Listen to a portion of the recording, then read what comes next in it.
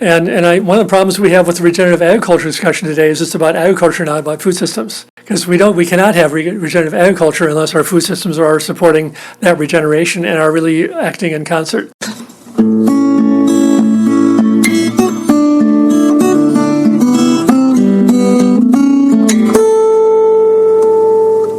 Welcome to the 283rd installment of Ear to the Ground, the Land Stewardship Project's podcast on family farming, regenerative agriculture, regional food systems, and local democracy. I'm Brian DeVore, editor of the Land Stewardship Letter. Ken Meter once did a study in a sparsely populated community in North Dakota that showed that if everybody in that region bought $5 worth of food weekly from a local farm, the overall economic value of those purchases would be greater than the money generated by thousands of acres of commodity crops grown in the area. This is a prime example of the kind of invaluable number crunching and analysis Ken has been doing over the past 5 decades.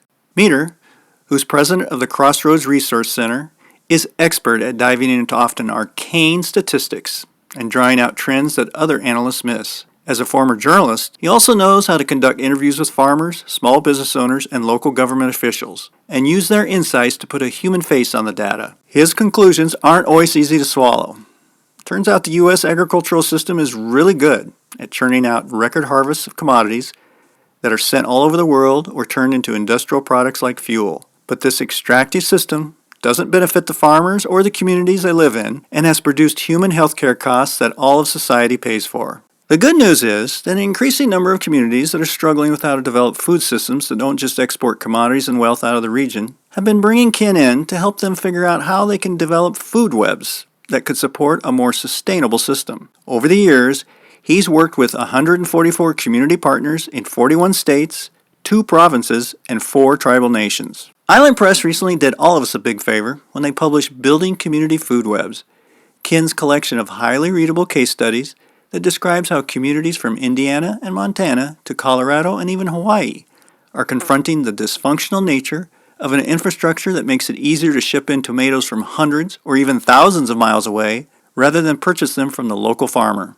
I encourage anyone interested in how we can create a better way to pick up Ken's book. His opening chapter on the ways in which the U.S. farm economy extracts wealth from communities is worth the price of admission alone. As I outlined in Ear to the Ground episode number 282, LSP is currently working with the Crossroads Resource Center as we begin examining how to create resilient food systems in places like western and southeastern Minnesota. I recently sat down with Ken to talk about the difference between local and community-based food, the important role grassroots efforts can play in creating vibrant communities, and why we can't fix agriculture as long as our food system remains so broken. But, as he points out at the beginning of our interview, before we dive into these other topics, we must come to terms with just how truly extractive and dysfunctional our current food and farming economy is. It's a term I started using in the 1970s, and nobody wanted to talk about it. And even today, I would say most policy circles and most academic circles do not want to talk about the extractive economy. It's the one elephant in the room that we sort of cannot solve the farm or the rural issue without addressing that straight up and saying what we're doing now is taking wealth out of our communities. And when I started saying that during the farm credit crisis, people looked at me very queerly, but now there's no denying it when you go through rural America. It's very clear how that has happened, and physically it's very visceral to people. But it's also true that it's an uncomfortable thing. People don't want to address it because it raises awkward conversations. But I also think there's really no answer without going toward that. That's one of the reasons it's the first chapter of my book, because to me it sort of frames both why we're having such trouble doing community food work and also why we need to do it so urgently. The whole balance of those forces is right there. It came out for me really in some interviews I had with farmers in Minnesota, in Green Isle, Minnesota, back in 1978-79. I was doing this kind of interview at that time. I was just starting out as a journalist myself at that point, and I had a chance to work for a small town weekly in Le Sueur, Minnesota. And that got me in contact with a little environmental group of farmers called Save America's Vital Energy, which had stopped a power plant from intruding in their neighborhood. And as I got to know those guys, they told me very rich stories about when the farm economy was healthy. And those sorts of stories I wrote down in the book called Green Isle, which came out in 1983. They ended up predicting a farm credit crisis in 1979 when I was interviewing them in ways that I had heard nobody else talk about. And it wasn't until about the mid-'80s where America realized that we were in a crisis. But they were the first people I heard who said, this is going to fall apart. They talked about a time when this is a community of guys who had all started to farm around right after the war, around 1950. They had all bought land together. They had all started families together, and they were evangelical Christian. They were conservative Lutheran. They were Baptist. They were Catholics. They were NFO. They were Farmers Union. They were Farm Bureau, and they were Republicans and Democrats. But they all recognized that we have to raise our kids together if we're going to have a healthy community and if we're going to have healthy kids. Yeah. And they let all that slide, and they worked incredibly hard to make sure their kids got 4 ribbons at the county fair and got to go to the state fair, and that the kids learned how to be good citizens. At that time, the USDA had these FHA had these farmer home local committees which were reviewing loan applications. It was a very wonderful policy system for making sure we could understand what was happening in the rural economy, where every time a low resources farmer came up and asked for a loan, his neighbors would review that loan application and say, is he telling the truth or not? We can see what he's doing in the field. Does that match with what we see in the loan application? And that reality check helped people understand whether that loan was a good loan or a bad loan.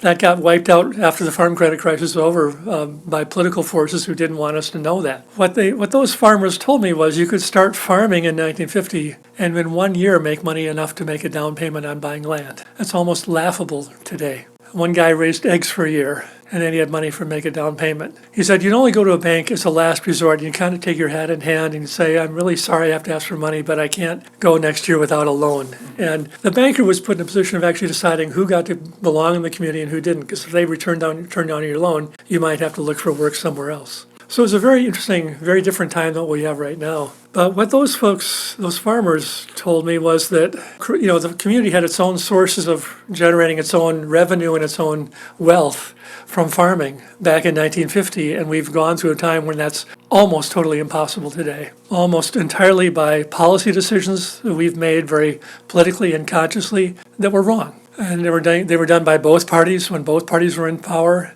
But they've been done under a set of assumptions that if we just scale up agriculture somehow, everything will be fine. The joke the farmers told, which I'm sure you've heard many people say, is you'll lose on every unit, but you'll make up on the volume. And that kind of attitude was very much prevalent in those days. So as I continued to, first of all, I got to write this little book which predicted there was a credit crisis coming, which turned out to be the core of the farm credit crisis in the 1980s. And then I started covering the crisis as a journalist, and I know I covered the first foreclosure, bankruptcy of proceedings in western Minnesota in that era, and some real tragic developments during that time. What was so amazing was that the farmers were talking about a system where basically they were now farming and wealth was being taken out of their hands as they farmed. They didn't use those terms. I don't think they understood it quite that way at that time. But I took their comments and I wrote that book, and then I went to the grad school for a year, and I found that there was data that the USDA was compiling and reporting annually that totally backed up their story. And no one was talking about that. So I started talking about that. And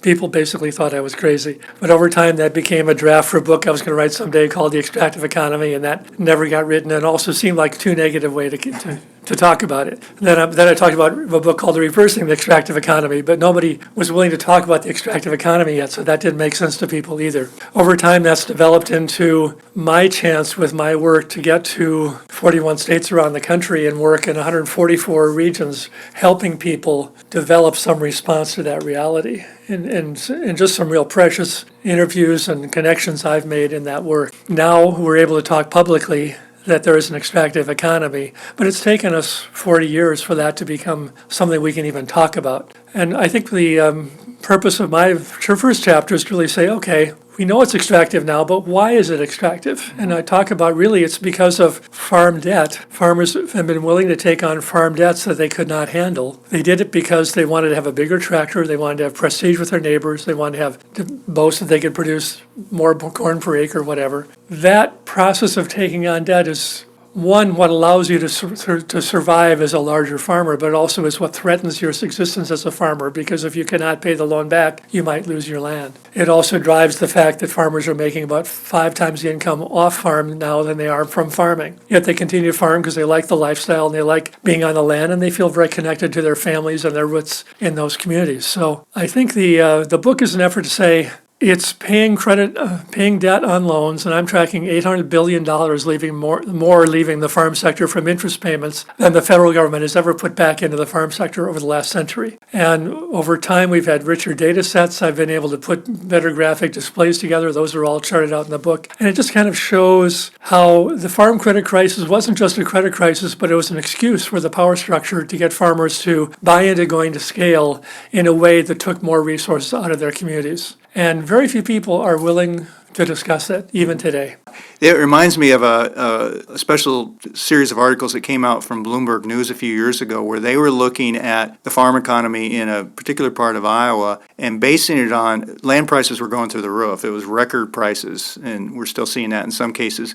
But they were saying, based on that, some folks were saying, look how healthy the farm economy is.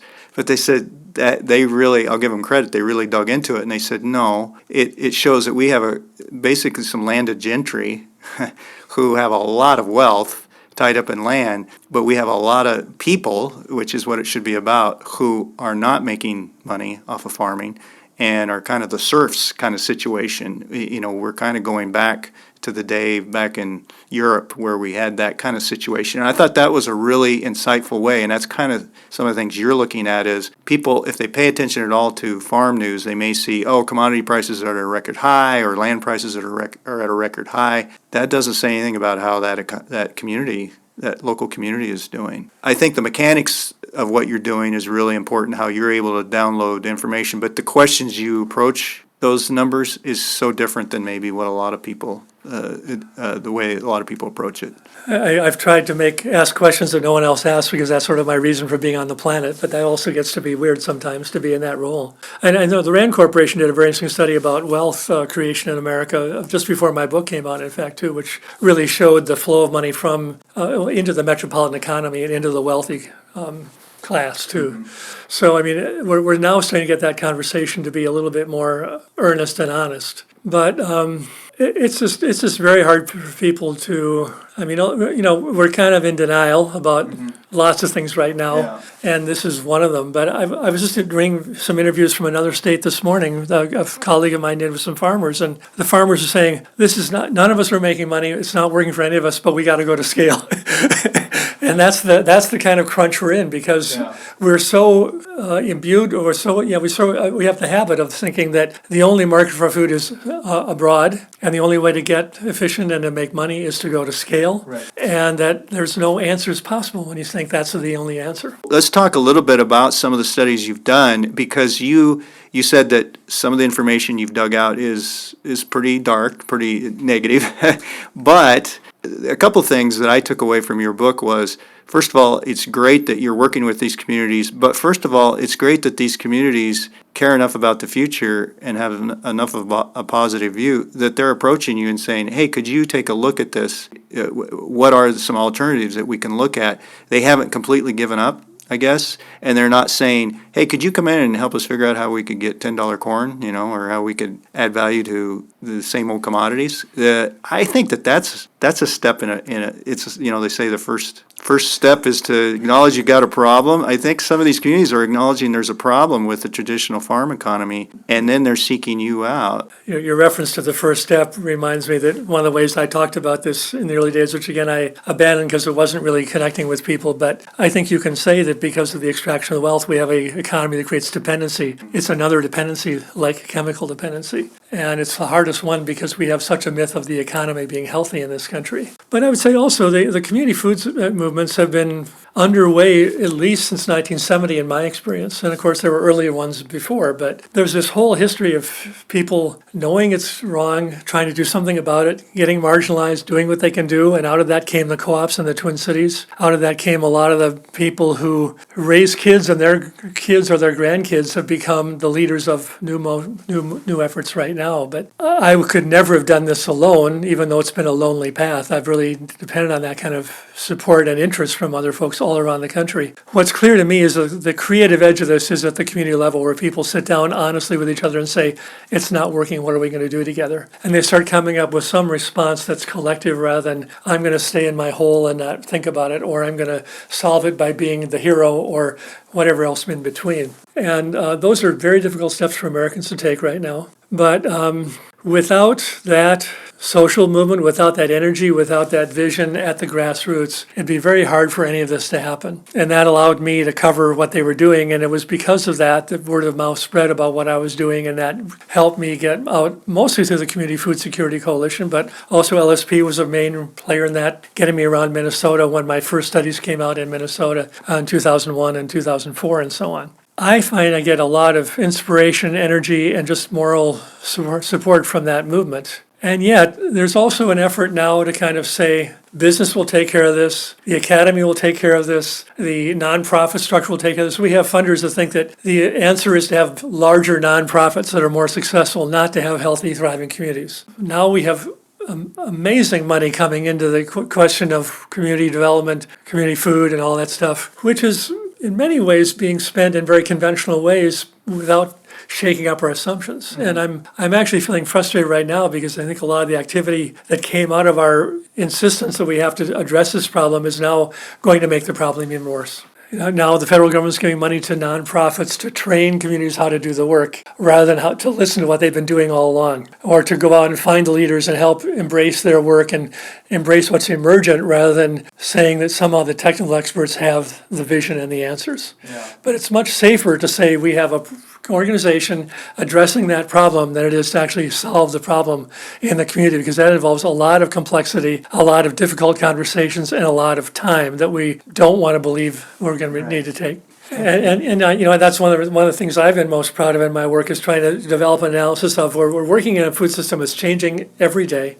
Sometimes when I measure something, it's obsolete by the time I report it, and that's true with a lot of the books that you and I both read, or the reports you and I both read, where the data is superb, but it tells a story that's old. And we have models based on a stable reality instead of on the fact that there are things moving and changing all the time, and we have to see what's emergent to create a better way, what we need to do more of to get where we want to go, and how do we do less of the stuff that's really pushing us backward. And that whole process of reflecting inside as a community, reflecting on change, reflecting on building trust to have conversations that are difficult, that's just a very difficult thing because we believe so much in this kind of pure notion of individual freedom rather than autonomy inside a community context.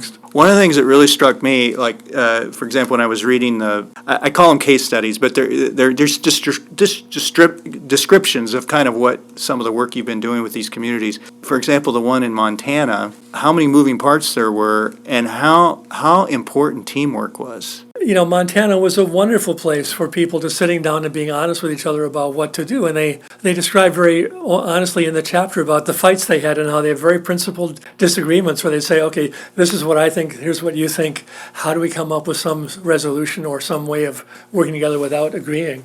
And they were just masters at doing that, partly because the population was fairly small and they were remote from policy circles. They were able to kind of take their own stance and not be worried too much about who was looking at them, which again is much more difficult today. But I also, the folks there, like LSP, had a real history of how do we come up with a piece of legislation that both parties can support, and how do we do something that will move us in the right direction but also attract wide support so it won't get dismantled the next term. And those conversations are quite difficult to have, but I think that chapter of the book really, I think, has wonderful stories about that collaboration. And I've seen lots of other writing about Montana that doesn't pick up on that notion of collaboration. There's still more of a tendency to celebrate heroes and heroines rather than the fact that people in community just found a way to really trust each other. That's a super good point. I know as a journalist, it's so much easier to write about some superstar, some rock star type person who's got a real engaging personality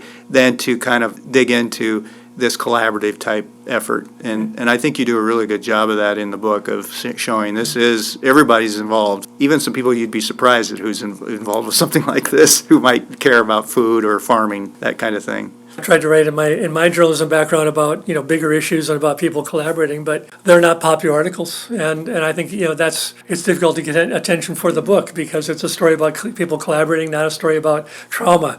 Yeah. It's not a big. I mean, there's some conflict in there, but it's not a story about conflict, and I think we're now kind of devolving our discussion down.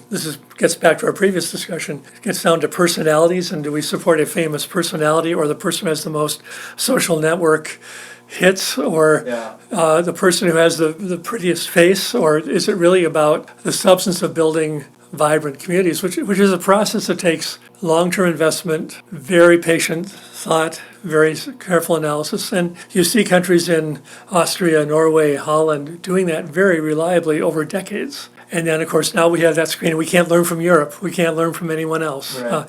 African communities have been masters at collaborating with each other under incredibly trying circumstances, but we seldom hear that sort of the story of Africa. But I think what really is most crucial is that it's, first of all, it's people, as we said before, sitting down and trusting each other and just saying, okay, let's have those conversations that are difficult and make sure we know what we're about, what we're trying to get after, what our vision is, and how we want to overlap and how we have to keep separate. That's the first thing. And it's a group of people who can pull that off. But then I think most food webs that are successful are very good about drawing upon the unique assets of their place. What do we need? What are the strengths we have? What are the capacities we can leverage to make something happen based on our own vision? So one of your chapters addresses this idea of differentiating between local and community-based. Can you talk about why that's so important? Because that's something that I've noticed a shift a little bit in language, but also I think it's a little confusing for people, for the general public. It's very confusing, and I say in the book, I use the word local as a shorthand because everybody loves the word local, and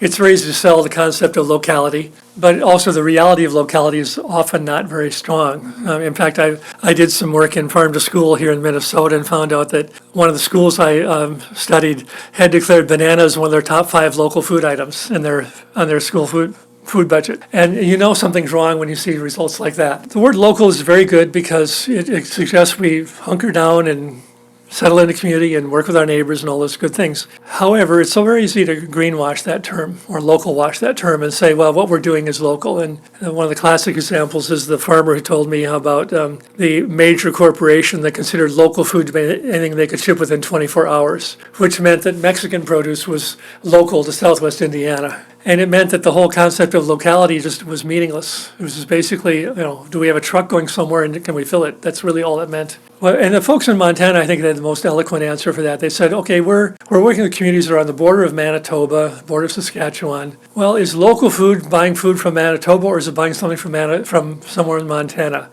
If they go into North Dakota, is it no longer local food? And I think those got them really thinking in very different terms about what local food meant. And they said, well, we're really trying to build our food systems that are community-based. And they started using the term community-based food systems. And that's really what I like, that's what I prefer. I find we kind of have to really bring that back, and that's one of the reasons I called the book Building Community Food Webs, because to me, the concept of a web and a spider weaving a set of relationships or a set of filaments that are very fragile individually but have a lot of strength together, that represents the kind of work we're doing, or the web of mycelia working underground to bring nutrition and information and water or whatever under the soil from plant to plant or through the network. That's what natural systems do, that's what people do, and what we really have to do is understand those, treasure those, give those more leverage, and then not get in the way of them working. Do we maybe get a little too fixated on food miles? Oh, we totally do, yeah, because I think food miles is an interesting story. I mean, my answer to that is,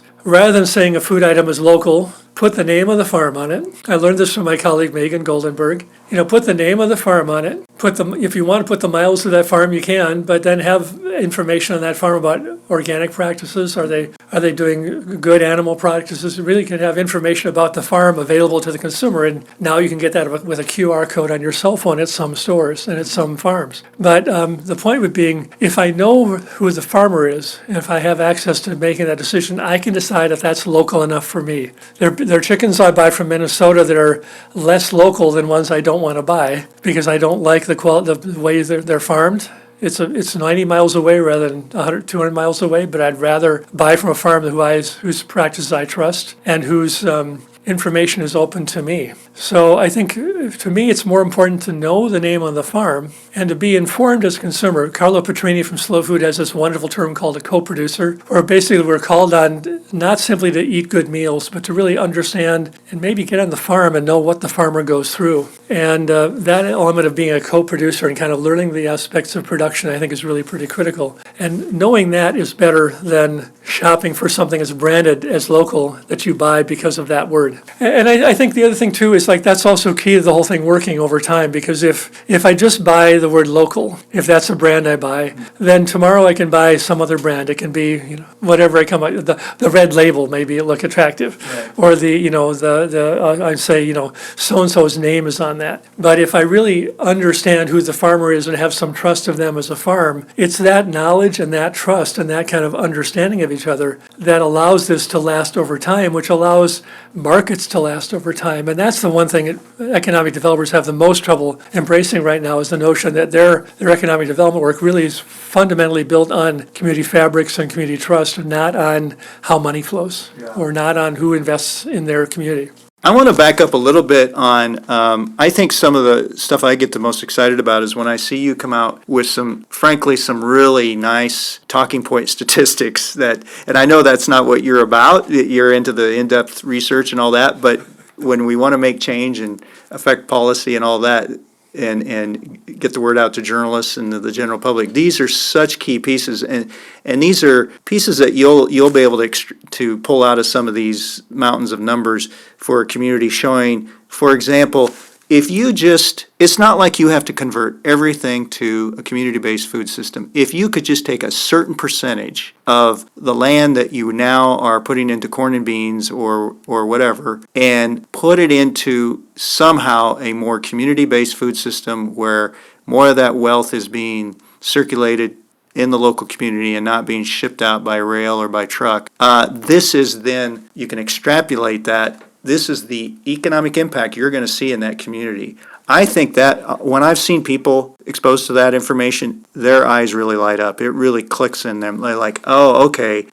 Because people always want to go to the extreme and say, well, we can't switch everything to this overnight. And obviously we can't, and we're not going to. But boy, when it's like a little bit, they have some of these little changes can really have an outsized influence down the road for these communities. And we've seen it too. It's you've been able to document how it does have that. It's not just theoretical. Yeah, I mean, I did a study a long time ago, and this is in North Dakota, where I looked at a rural region that's really quite sparsely populated. But it turned out that if everybody in that region bought $5 of food a week from a local farm, it would generate more value than all the commodities that are growing on the thousands of acres of corn and beans or wheat or whatever they have out there. And it would also bring more money in than the farm subsidies are brought in. I mean, it's really, it's just, actually, I should back up. They could make more net profit by doing that than by doing the commodities. So there's more money involved in the commodities, but there's also less inherent profitability. Yeah. But also there's often more money coming in, there's more value coming to the county from that than from subsidies coming from the federal government. And, we're in a situation, I just did a study for Central Illinois last week, and 44% of all the personal income in this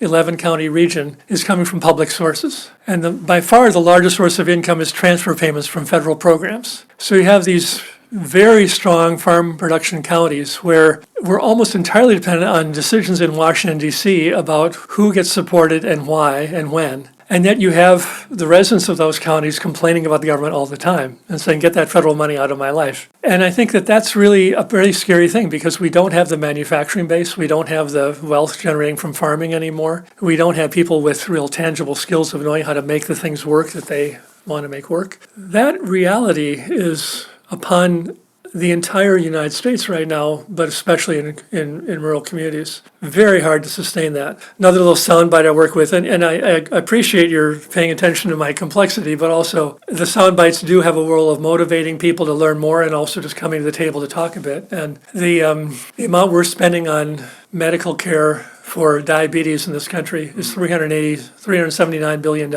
which is 88% of all the money all the farmers earn selling all the commodities they sold in 2018. So essentially, when I give $1 to a farmer for a bushel of corn or soybeans, I'm giving 88 cents to the medical system to treat me for the cost of a corn and soy-based diet and a lack of exercise and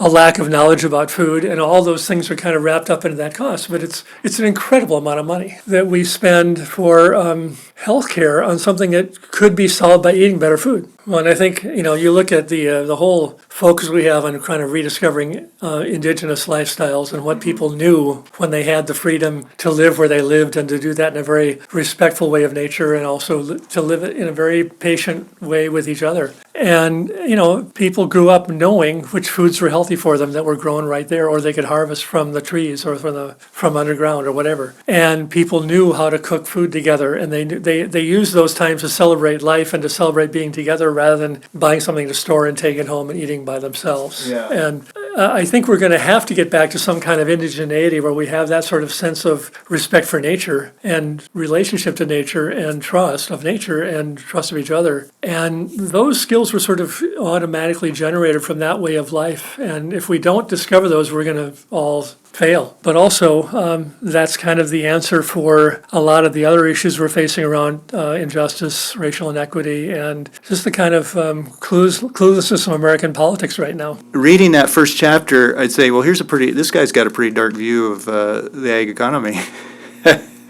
But then you read the rest of the book and you're like, but he's doing something about it, or he's trying, he's working with communities that are doing something about it. Overall, where do you sit right now as far as your view of our food system? I mean, do you see some reason for optimism, or do we have just a lot of work to do before we even acknowledge that we've got a problem? Where do you kind of sit right now? I mean, some people never made it through the first chapter at all. They just didn't want to look at numbers and they didn't want to deal with a depressing story, which there's so much bad news right now. I can understand how a reader would feel that way too. But to me, it's the essential things you need to know to move forward. I look back in my career, and there are a couple states, Indiana and South Carolina, where studies I did 10 years ago are still being used, and people come up and say, that's our Bible today. And that's not about the book. It's just about the body of work that I have to draw from. That doesn't mean they're going great guns. It means they're backsliding in some ways. They're not going as fast as I'd like to see it. But at least that information, that knowledge is there for people to refer back to. Mm-hmm. If we can kind of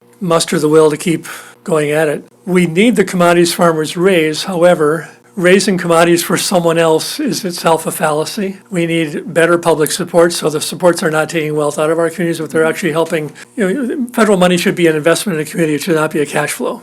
And I think that's the thing that I would like to see people get towards, and I don't think people are ready to hear that yet. Yeah. But we should be using those federal dollars to build new structures. It's starting to come out of the new federal funding Build Back Better program today. We're getting these investments in new infrastructure, new physical facilities, new knowledge bases, and so on. Yeah, it's very bleak in many ways. At the same time, a community I worked in 10 years ago came back to me last year and said, we want to study our farm economy again because we realize we need to feed ourselves. And this was a foundation that they had paid for a study before, but they hadn't paid much attention to it. Right. And now they realize that their constituents were saying, we have to feed ourselves. There's also a lot of people who are, we want to do something. We want to celebrate the cute farmers. We want to celebrate a good story we can tell. We want to attract tourists, but they don't really even have much local production to draw from to attract tourists. So there's also this mismatch of people trying to do what seems sexy or popular right now, or what their colleague did, what their neighboring community did, and not really knowing what that means to really do it well. So trying to import a model rather than say, how do we change the way we're living? I'm trying to focus my work now on how can I make the most impact with the time I've got left to really help people think about changing systems, not simply starting a program. That's a very hard conversation to have, in part because we have money that keeps people busy raising money and solving very small problems. Right. Well, I think the one story I wanted to highlight in the book, I think, is really my favorite part of the book, actually, which is Brighton, Colorado. It's a suburb of Denver. It's close to Denver Airport, and it's right next to a huge expansion suburb just full of very, very computer-designed, ugly housing in a mass scale. And a couple of the farmers there, one a long-term, like a 50 or 60-year family that had raised vegetables for a long time, and then a newer farm about 10 or 15 years old that was raising you-pick vegetables and selling produce to their neighbors. And they sat down and said, if we don't keep the agricultural quality of this community intact, this place will be gone. It'll just be houses here. It'll be strip malls and factories, and Right. we don't want that. And they raised the issue of saving farmland in the county. It was a very contentious discussion because the biggest opponents of saving farmland were the people who owned land who wanted to sell it to developer for top dollar. But I got to interview people to find out what was going on. And what struck me was people would argue with me if I said we should save the farmland because I want to sell to a developer. And if I say sell to a developer, they'd say, well, I want to keep the rural quality of life we have here. And they could make both those arguments within a minute of each other without even batting an eyelash. And that kind of fractured, hurt, pain we see in political life all over the country right now was just crystallized in that moment. And the folks in Adams County and Brighton let those frustrations get expressed. They just went through endless community meetings where people just railed at them and complained and said, you're not doing this right, and talked out of both sides of their mouth, and they let that filter out. And when that died down a while, I came up with some marketing study for the food markets in their region. What we found was that the farmers who were in place couldn't afford to buy land. They wanted to expand. There were 3 large vegetable farms that had been operating as much as 100 years, selling nationally to markets all over and not caring about Denver, not caring about Adams County. But none of them could buy land because it was too expensive. So we made the argument that the only entity that could buy land at its development value and save it for agriculture would be the city and the county, unless you found some fantastically rich individual who would be doing that as a charity, which I thought was unlikely. The county and the city worked together, which itself is quite stunning, and they decided to buy land at $60,000 an acre, $30,000 for land and $30,000 for water rights, and to keep that preserved for agricultural use in perpetuity. As soon as they bought the first farm, one of the loudest opponents of the measure shut up because it was her farm that was purchased. About a year later, a neighbor of hers put their land in conservation easement, and they have some city-owned land already, farmland, that they're training people how to do organic farming on city-owned property in this community, and they have designated 1,500 acres they believe they can save that are the best farmland with the best access to water. And they've done a really targeted job of saying, we can save this much, we can't save the rest given the development pressures we face, but let's work hard to save that. And they end up rebranding the entire community around their agricultural heritage instead of as this expansion suburb of Denver. And they're still having trouble knowing what to do about that decision. But I think it's really, it's amazing courage. And I think this is such an issue in Dakota County here in Minnesota, or it's such an issue in all over the country where the pressure for development is so strong that I'm working in Salt Lake right now, and people can become multi-millionaires overnight selling long-standing produce farms that are right inside the metro area. And what are they going to do? Are you going to sell the land to someone, or are you going to try to hang on farming where you're not making much money? And that question is going to happen at us all over the country. And I'm most proud of being able to kind of put that economic argument in front of people in a way that helped galvanize a cohesive action rather than more of a divisive one. Well, I think that's why your work is so important in that if you could show these communities, so right now the choice is agriculture is not seen as the best use of that land. It doesn't have value anymore. It's like, well, we can always raise corn and beans somewhere else. But if you can show, well, in fact, it does have value to the community, and not just social value, but it has, or, kind of community value. It has economic value, that there are certain crops that could be raised locally that could, like you said, keep that wealth local, keep it generated local. Then people don't always just see the best use of that land as development, that kind of thing. Yeah, I think that's true. And of course, the other situation is often the cost of services to new developments exceed the value of tax base you get out of the development too. Right. So that happens over and over again. And we've said that in many communities, and people do not want to hear that because it interferes with the flow of political money right now. But I think the other thing would be, yes, there's money in it, but also if you make the decision based on money, you still get kind of the same answers we have today. If your only decision point is money, you can't go any further than that, because you can always find and that's why we have so many people focusing on new technology. We have to do it more efficiently and have a bigger yields and, more export markets and all those technological fixes, which really won't get us there. It has to really be a social change of how we value our connection to the land, how we value our health, how do we take care of ourselves at work rather than getting really sick and then taking time off of work, and valuing, people leading respectful healthy, trusting lives is kind of at the core of making it better. And one of the problems we have with the regenerative agriculture discussion today is it's about agriculture, not about food systems. Because we cannot have regenerative agriculture unless our food systems are supporting that regeneration and are really acting in concert.